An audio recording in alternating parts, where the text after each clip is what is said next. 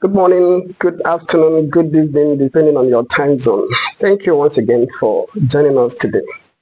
We're going to conclude our discussion on dealing with difficult people. Trying to watch the first two episodes. The first one we talked about acceptance. We said that acceptance is not always acceptable. People come up with bad behaviors, you don't accept it, you don't take responsibility for their actions. The second episode we say resistance doesn't work either, because when you resist, you dissipate energy, you give away your attention. It is a very expensive currency.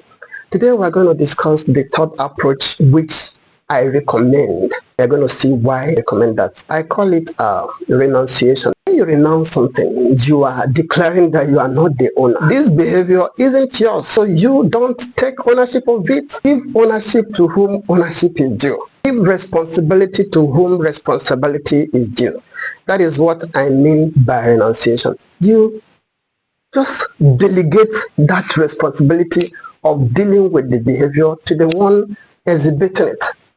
You don't take paracetamol for another person's headache. Sometimes the estimate we put on people is what makes us feel the way we feel.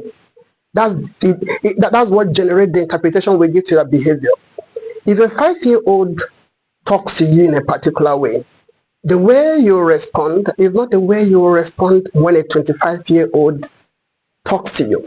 When you do this, change this, have this mental shift, it helps you.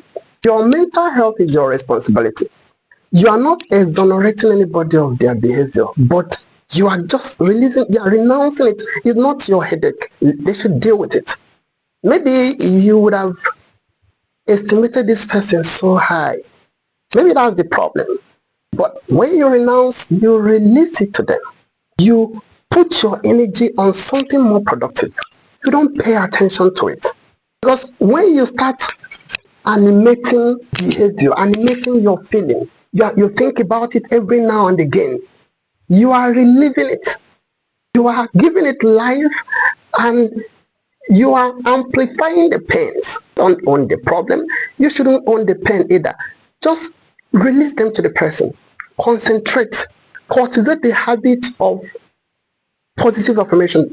You know who you are. The labels given to you isn't you. They don't define you. You define yourself. By renunciation, you are releasing that to them. I think this is a very powerful way. It's a very powerful way. It gives the power back to you. Someone behaves inappropriately towards you, you don't fight back. You don't accept. We're talking a situation where you know that you're on the right track, that you are the one who is exhibiting bad behavior and you are now transferring it to others. No, we know. We're talking a situation where every data is there. There's a track record. There are evidence to show that you are in the right. Concentrate on what is important to you. Put your energy in that. This person, deal with their behavior. Don't ruminate over it. Don't repeat what they said. Don't animate the pain. Just pay your attention to something more productive.